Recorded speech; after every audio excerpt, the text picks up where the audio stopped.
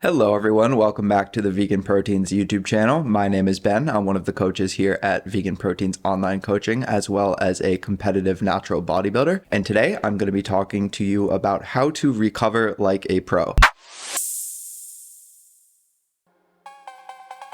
So I'm going to break this down into 5 distinct areas. We're going to be talking about sleep, stress management, training, nutrition, and then what I'm going to call the miscellaneous category, which I think may be the most interesting for people to hear my opinion on. This includes things like the sauna, ice bath, hot cold therapy, cryotherapy, the Normatec boots, massages, massage guns, stretching, mobility, anything that would fall under this category that doesn't fall under the other 4. So first I'm going to touch on what I consider to be the big rocks, which would be sleep, stress, training, and nutrition. With sleep, some of my tips are going to include getting an amount of sleep that allows you to feel well rested and energized throughout the day. It's going to be a little bit different for everyone, but I would say a general range or heuristic would be between 7 to 9 hours of sleep per night. Of course, you may have a circumstance that prevents you from getting within this range. Maybe you feel fine on 6, or 6 is the most that you can get, or maybe you need 10 to feel fully well rested. That is okay. Now, if you need to do things like take a little 30 or 60 minute nap in the middle of the day, as long as it's not impacting your sleep, I think that's something that can be perfectly fine. Caffeine is something to watch out for if you're having caffeine late in the day. We know that there are different phenotypes when it comes to how fast people metabolize caffeine. So some people can have caffeine and it'll be out of their system fairly quickly. Other people, it can take 10, 12 hours from when they had the caffeine and it's still affecting them from either falling asleep, or what I didn't know until recently is that it's not only your ability to fall asleep, but it's also the quality of the sleep as you get later in your sleep cycles. I noticed this myself where I would have caffeine maybe at like 1 or 2 and I'd be able to fall asleep just fine, but then I would wake up earlier than I expected to wake up and I'd be tossing and turning a little bit more. Some other things that can help promote good sleep quality are going to bed and waking up at similar times each day. If you can, of course, some people have more variable schedules, so you want to just do the best that you can with this. If it's a range of 1 to 2 hours of sleeping or waking each day, that's probably okay. The more consistent you can get into routine with sleep, the more likely it is for your sleep to be higher quality. Another thing is sleep environment. Generally, a cooler sleep environment, a more dark sleep environment are things that can help. One thing that I recently started doing was getting a white noise machine and putting that on while I sleep. Sometimes a fan can work well for people. I know that I tend to get hot pretty easily during the night, so keeping a cool room and maybe having some blankets that you can put on if you get cold, that's something that has worked well for me. And then the last thing that I would touch on is kind of food or water around sleep. Some people will find that if they eat too close to bed, then that impairs their sleep, or if they are starving going to bed, that also impairs their sleep. So finding that sweet spot for you. And then with fluids, you probably want to taper them down as you get closer to the nighttime, if possible, so that you're not waking up a million times in the middle of the night to go pee. And that would be most of what I have to say around sleep. It's hard to exactly quantify sometimes what it means to manage your stress, but I think that it can be as simple as finding things to do throughout the day that you enjoy, or carving out some time at the end of the day, the beginning of the day, whatever based on your schedule works for you, where you're doing an activity that brings you peace, that allows you to just focus on that one thing and maybe take your mind off of whatever else you have going on. That could be reading a book, it could be watching a TV show, it could be calling a friend, it could be drawing.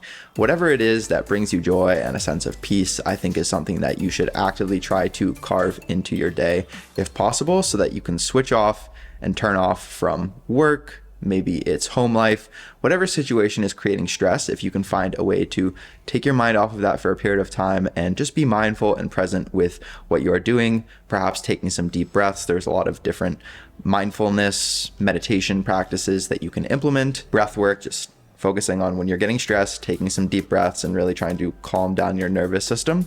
I think that just generally taking an approach that is more stoic, focusing on the things that you can control throughout your day, trying your best to stay positive no matter what it is going on in your life. I know that's kind of cliche to say and it's not super concrete, but the more that you focus on what is within your control and try not to focus on what is outside of your control, find time to do the things that you enjoy doing, preferably with maybe loved ones, whether that be companion animals, whether that be friends, family, whoever is in your life.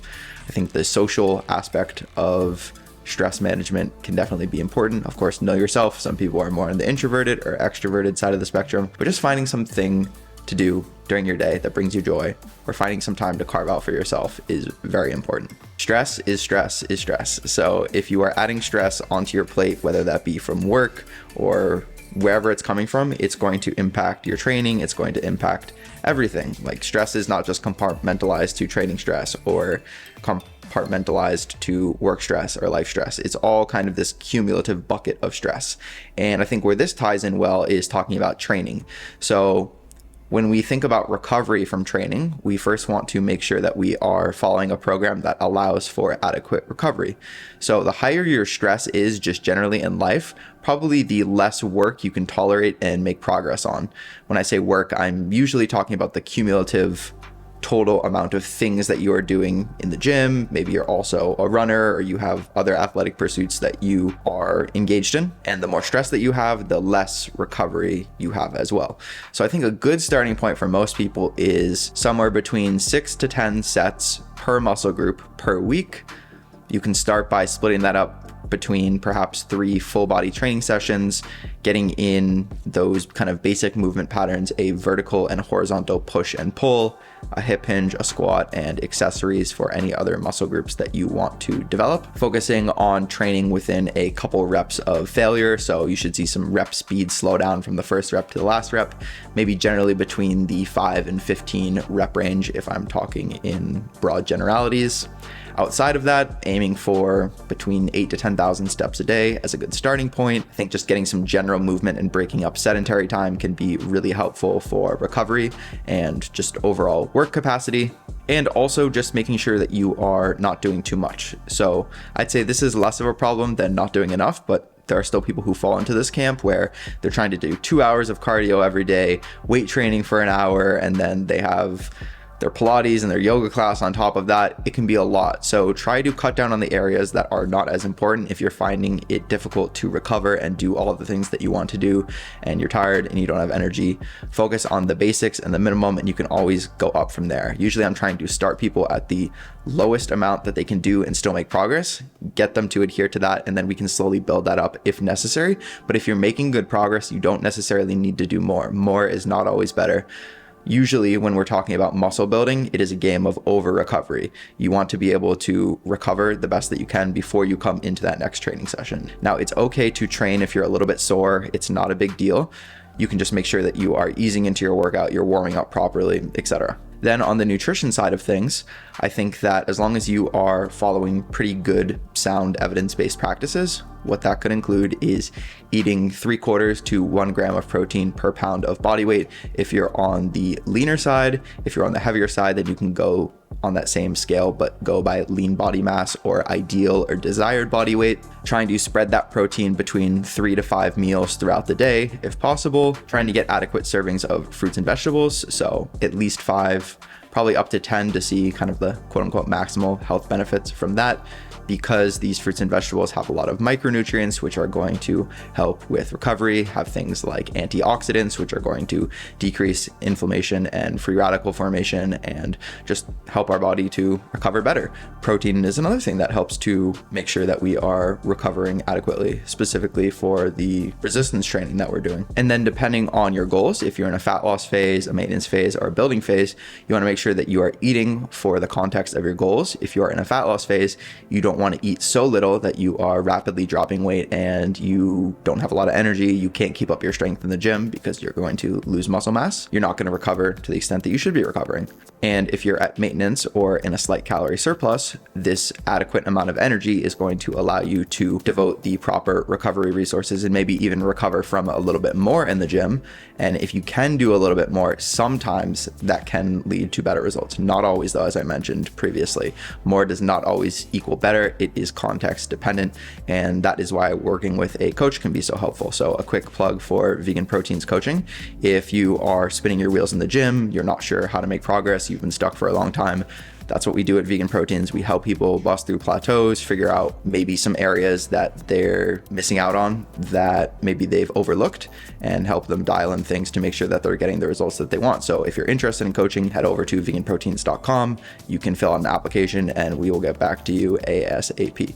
So now that I've talked about those 4 big rocks, training, nutrition, sleep, and stress management, we're gonna go on to what I like to call the little 1%ers, or the small pebbles. We talked about the big rocks, now we're talking about the small pebbles. Things like ice bath, sauna, stretching, foam rolling, mobility, massage, any sort of trendy recovery thing that people are doing these days.